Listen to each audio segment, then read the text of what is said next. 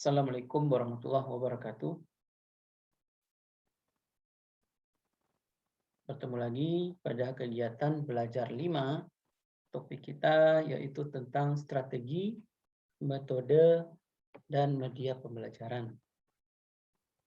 Sebenarnya ada banyak bagian yang perlu dikembangkan yang berkaitan dengan pembelajaran ini, ya. Tidak hanya strategi, metode, dan media pembelajaran saja, tapi di situ ada yang namanya ini, model pembelajaran, pendekatan pembelajaran, ya, metode pembelajaran, terus teknik dan taktik pembelajaran. Nah, kenapa kita memberikan atau membatasi pada 3 saja? Nah, itu hanya sekedar untuk membatasi secara ringkas. Namun tidak menutup kemungkinan Anda juga diminta untuk mengembangkan materi ini sampai ke tahapan model pembelajaran.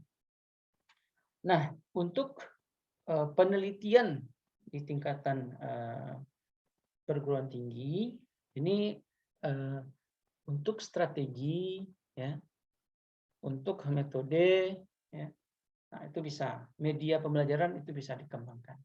Maksudnya lebih dominan untuk tingkatan S1, ya. Sedangkan untuk model itu sudah ke tahapan S2, walaupun tidak menutup kemungkinan dan tidak dibatasi juga bagi Anda mahasiswa S1 yang ingin meneliti tentang model.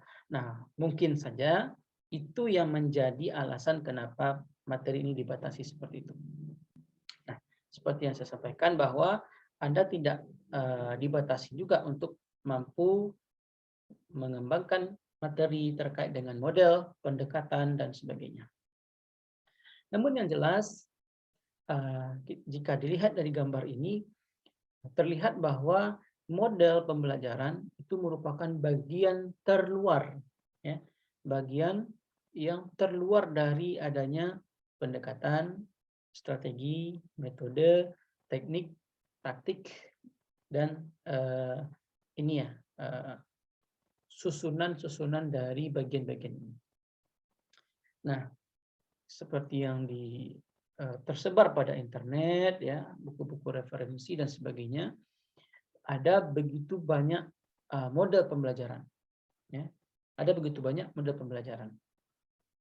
Nah, kalau dalam kurikulum 2013 itu ada 4 model pembelajaran yang direkomendasikan untuk digunakan oleh guru masa kini, ya. 2 diantaranya itu adalah problem based learning dan project based learning, ya, pembelajaran berbasis masalah, ya, dan pembelajaran berbasis proyek. Nah, kita langsung saja masuk. Nanti akan kita kupas pada pertemuan berikutnya terkait dengan ini.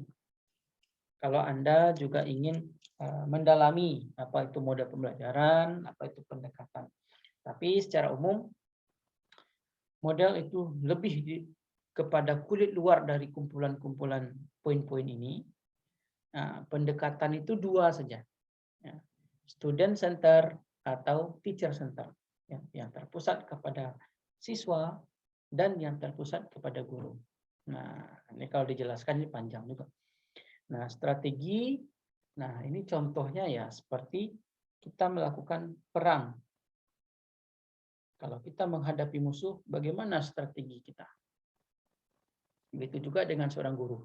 Kalau guru menghadapi siswa, bagaimana strateginya agar pembelajaran ini bisa dipahami oleh siswa? Nah, tentu kita punya strategi. Kalau perang, strateginya apakah kita langsung menghadapi musuh berhadapan, atau kita bagi tim dari depan setengah, dari samping setengah, atau kita bagi lagi dari depan 20%, samping kiri kanan 20%, 20% ke 60%. Dari belakang kita masuk 40%. Apakah seperti itu? Nah, perlu ada strategi. Begitu juga dengan guru. Bagaimana kita melakukan suatu strategi agar pembelajaran itu mampu dikuasai oleh siswa atau peserta didik. Nah, kalau masuk kita ke bawahnya, yaitu metode, itu ada beragam metode. Nah, ini ada ceramah, ada diskusi, ada simulasi, ya, demonstrasi, debat, ya, dan sebagainya. Nah, ya.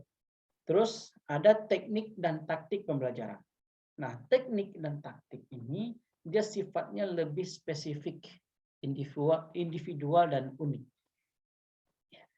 Jadi seorang guru, nah ini contoh saja ya, seorang guru atau yang lebih mudah contohnya, seorang ustadz, ya ustadz dalam melakukan ceramah, ya ini kan kita menggunakan metode ceramah ini. Dalam melakukan ceramah seorang ustadz, dia menggunakan teknik yang berbeda-beda.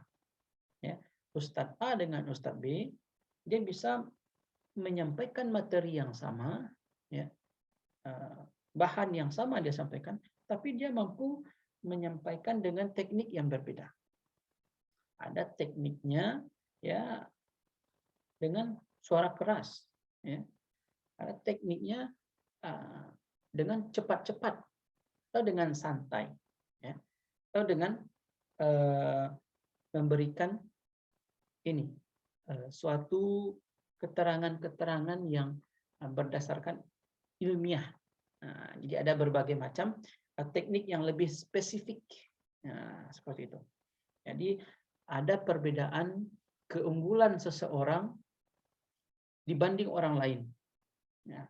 Jadi guru itu kan tidak sama karena kita manusia. Jadi kita punya keunikan tersendiri yang mampu membuat suatu perbedaan dan meningkatkan pemahaman kepada siswa. Jadi kalau Anda ini bisa menjelaskan satu topik yang sama, contohnya saja Anda mengajarkan siswa itu terkait dengan mobil, misalkan contoh. Si A menjelaskan mobil, si B menjelaskan mobil, si C menjelaskan mobil kepada murid-muridnya dengan metode yang sama, yaitu metode simulasi misalkan contoh. Ya, tapi si A akan memiliki teknik yang berbeda dengan si B dan begitu juga dengan si C. Nah, itu akan mempengaruhi tingkat pemahaman siswa. Oke, kita langsung saja masuk ke tahapan ini. Jadi yang strategi itu seperti yang disampaikan tadi, ini lebih kepada bagaimana ini gambar perang ya. Bagaimana kita akan menyerang lawan. Bagaimana guru berupaya untuk membuat pembelajaran itu mudah dimengerti oleh siswa. Oke, lanjut. Ini metode tadi. Ini banyak ya. Metode ceramah, diskusi, demonstrasi, tugas, kerja kelompok, tanya jawab, lebih ke debat misalkan ya, pemecahan masalah, simulasi dan sebagainya. Yang metode. Yang media, kita baru masuk media. Jadi di antara yang begitu banyak tadi, kita dihadapkan kepada media. Karena kondisi sekarang ini perkembangan teknologi yang luar biasa sekali. Tapi yang perlu digarisbawahi bahwa di sini adalah media itu bukan hanya alat. Ya. Seorang guru itu juga merupakan suatu media. Karena guru menyampaikan pesan. Ya, poinnya di sini adalah garis bawahnya di sini adalah bukan hanya teknologi. Ya. Jadi media itu tidak hanya teknologi, namun segala bentuk perantara yang mampu membantu tercapainya pesan pembelajaran. Ya, kalau saat ini ya komputer, smartphone dan sebagainya, internet, website dan sebagainya. Nah, itu yang paling penting. Dan ini perlu dikembangkan dan divariasikan. Nah, memang pada suatu kondisi seorang guru, seorang pendidik, baik itu dosen juga seperti itu. Mungkin saja Anda tidak begitu terlayani oleh mereka, mungkin karena beberapa hal dan sebagainya. Namun percayalah bahwa tidak ada namanya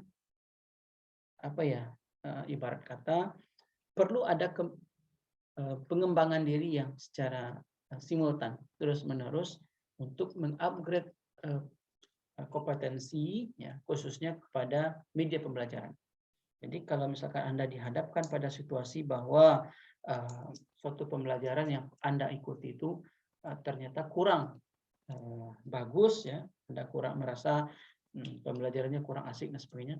Nah, dan ini menjadi suatu tantangan bagi Anda, bagaimana mengembangkan diri agar itu menjadi pembelajaran supaya ke depan ketika Anda menjadi seorang guru, Anda bisa berbuat lebih dari apa yang Anda dapatkan dari guru Anda sebelumnya. Oke, jadi silahkan diskusikan bersama teman terkait dengan strategi, metode, dan media pembelajaran. Dan yang paling penting adalah bukan hanya sekedar 3 poin ini.